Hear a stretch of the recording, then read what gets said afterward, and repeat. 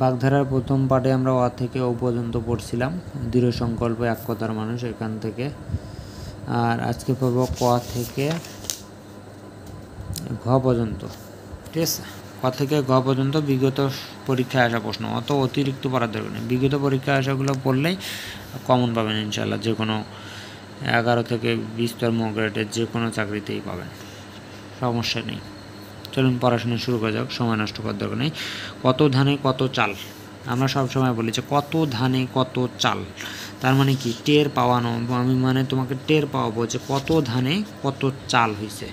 কচু বনের কালা চাঁদ, 2 নম্বর হচ্ছে কচু বনের কালা চাঁদ, এটা হচ্ছে অপদার্থ, এটা মনে রাখবেন, এরপরেও আর একটা অপদার্থ আসবে। কচু বনের কালা চাঁদ হচ্ছে অপদার্থ। কাষ্ঠ হাসি মানে কি একটা শুকনো হাসি দেওয়া, কাষ্ঠ হাসি, শুকনো হাসি, শুকনো হাসি সঠিক অর্থ কোনটি? যে ক অক্ষর গোমাংস, মানে ক অক্ষরে জানে না এরকম একজন মানুষ, গোমাংস বলতে বোঝায় মানুষ, অর্থাৎ অশিক্ষিত ব্যক্তি। ক অক্ষর গোমাংস হচ্ছে অশিক্ষিত ব্যক্তি। বাংলা বাগধারায় কাঁঠালের আমসত্ত্ব জিনিসটা কি? কাঁঠালের আমসত্ত্ব হচ্ছে অসম্ভব ব্যাপার, অসম্ভব ব্যাপার। কাঁঠালের আমসত্ত্ব কখনো হয় না, আমের আমসত্ত্ব হয়। কূপমণ্ডুক দ্বারা বোঝায় কুয়োর ব্যাঙ, কিন্তু এখানে এই বাগধারাটা দ্বারা কি বোঝাচ্ছে দেখেন, সীমিত জ্ঞানের মানুষ, সীমিত জ্ঞানের মানুষ। কূপমণ্ডুক হচ্ছে সীমিত জ্ঞানের মানুষ, আমরা বেসিক্যালি জানি এটা হচ্ছে কুয়োর ব্যাঙ। বাগধারার অর্থ নির্ণয় করুন। কান কাটা, কান এখানে কাটা গেছে, কান যদি কাটা যায় তাহলে হচ্ছে বেহায়া, আর কান যদি পাতলা হয় তাহলে হচ্ছে বিশ্বাস প্রবণ, দুইটা কিন্তু ভিন্ন অর্থ দিচ্ছে। কান কাটা হচ্ছে বেহায়া, আর কান পাতলা হলে বিশ্বাস প্রবণ। কাক নিদ্রা মানে কাকের মতো ঘুম, অগভীর সতর্ক নিদ্রা, সতর্কতার সহিত যে ঘুমটা পারা হয় বা অগভীর সতর্ক নিদ্রা, সেটা হচ্ছে কাক নিদ্রা। কুল কাঠের আগুন, কুল কাঠের আগুন মানে কি? কুল কাঠের আগুন হচ্ছে তীব্র জ্বালা, তীব্র যে জ্বালাটা সেটা হচ্ছে কুল কাঠের আগুন। কাকভূষণ্ডী খুবই ইম্পর্টেন্ট, দীর্ঘায়ু ব্যক্তি। কাকভূষণ্ডী হচ্ছে দীর্ঘায়ু ব্যক্তি, মানে যার আয়ু বেশি। আর কই মাছের প্রাণ একই ধরনের, কিন্তু সে হচ্ছে দীর্ঘজীবী, অনেক দিন বাঁচে। দীর্ঘায়ু ব্যক্তি আর দীর্ঘজীবী একই রকম। কলা দেখানো, কাউকে আপনারা যদি কাঁচকলা দেখান তার মানে কি ফাঁকি দেওয়া।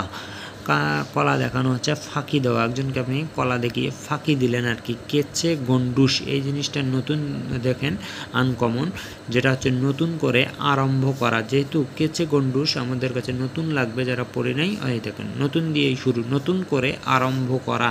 কাঁচা পয়সা, কাঁচা পয়সা হচ্ছে নগদ উপার্জন। মানুষ বলে না যে হাতে না নগদ উপার্জন কত, বা কাঁচা পয়সা, সেটা হচ্ছে কাঁচা পয়সা হচ্ছে নগদ উপার্জন। কচ্ছপের কামড় জিনিসটা কি? কচ্ছপ যে কামড় দেয় সেটা হচ্ছে নাছর বান্দা, সে ছাড়েই না, কচ্ছপের কামড় হচ্ছে নাছর বান্দা। কেতা দুরস্ত কি? কেতা দুরস্ত হচ্ছে পরিপাটি, পরিপাটিটাই হচ্ছে কেতা দুরস্ত, কেতা দুরস্ত হচ্ছে পরিপাটি। এখন আসুন কংস মামা, 18 নম্বরের কংস মামা। শকুনি মামার মতোই কংস মামা হচ্ছে নির্মম আত্মীয়, যে একজন নির্মম এবং আত্মীয়, সে হচ্ছে কংস মামা। ঘটিরাম, ঘটিরাম কি? অপদার্থ। আমরা বলেছিলাম যে একটা অপদার্থ, এই যে কচু বনের কালাচাঁদ 2 নম্বরে পড়ে এসেছি, অপদার্থ মনে রাখতে বলছিলাম। ঘটিরাম, ঘটিরামও হচ্ছে অপদার্থ কি? ঘটিরাম হচ্ছে অপদার্থ, তাহলে দুইটা দুই রকম কিন্তু অর্থ এক। ঘটিরামও হচ্ছে অপদার্থ। ঘাটের মরা জিনিসটা হচ্ছে অতি বৃদ্ধ। 20 নম্বর দেখুন, ঘাটের মরা, ঘাটের মরা যে মনে করেন একজন ঘাটে একটা মরা রয়েছে, অতি বৃদ্ধ লোক, সে হচ্ছে ঘাটের মরা। আর ক্ষয়ের খা, ক্ষয়ের খা মনে রাখবেন, ক্ষয়ের খা হচ্ছে তোষামতকারী, এটা সবসময় আসে, বেশিরভাগ সময় ক্ষয়ের খা তোষামতকারী। আর খোদার খাসি, যে যার কোনো ভাবনা চিন্তাহীন, খোদার খাসি হচ্ছে ভাবনা চিন্তাহীন, তার কোনো চিন্তাও নাই ভাবনা নাই। গুড়ে বালি বলে সেগুড়ে বালি, সেরকম গুড়ে বালি হচ্ছে আশায় নৈরাশ্য, মানে আপনি আশা করছিলেন কিন্তু কিছুই পান নাই, নৈরাশ্য।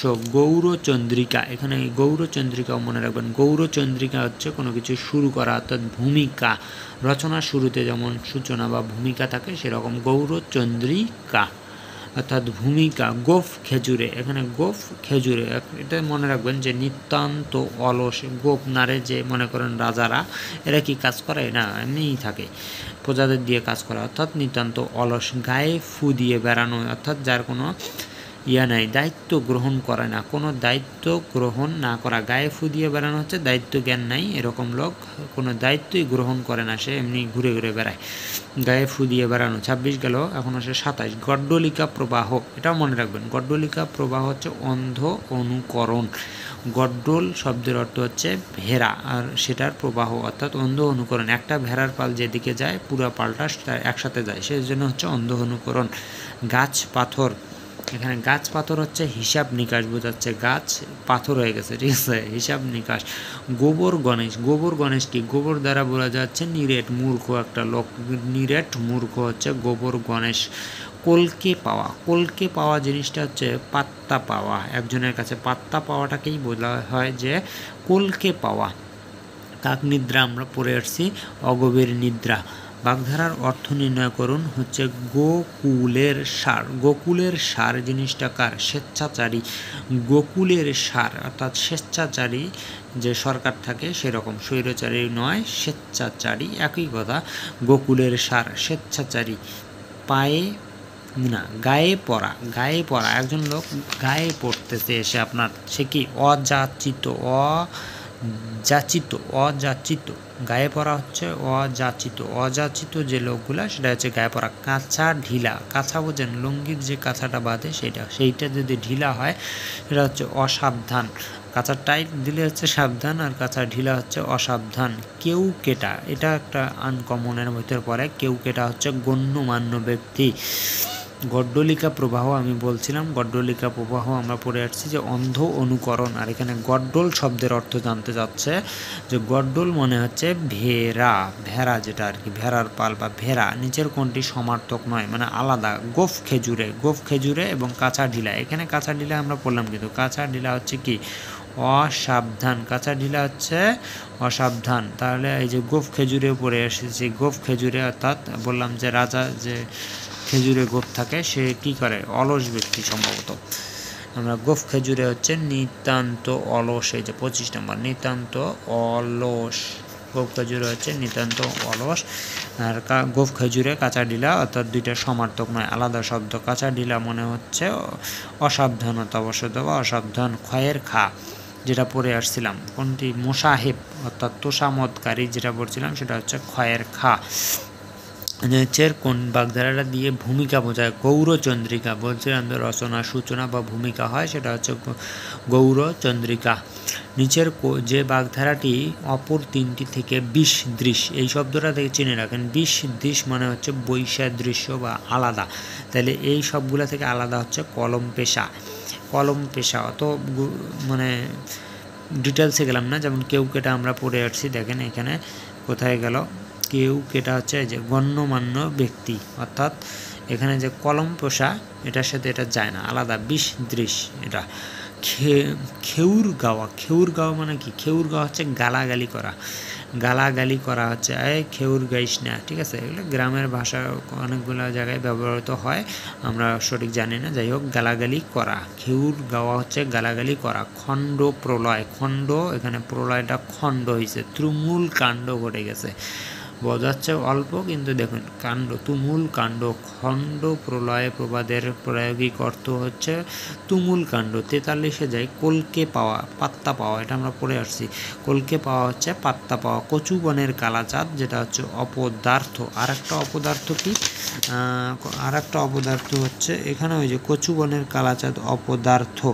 আর হচ্ছে এই যে এখানে পড়ছিলাম যে ঘটিরাম, বাগধারাটির অর্থ কি, ঘটিরাম অপদার্থ, অর্থাৎ মনে রাখবেন যে ঘটিরাম অপদার্থ। তো এই 44টা হচ্ছে ক থেকে ঘয়ের মধ্যে, এই 44টা ইম্পর্টেন্ট। এরপরে চ থেকে শুরু হবে, তৃতীয় পার্টে চ থেকে আমি দিব ভিডিও। ধন্যবাদ সবাইকে।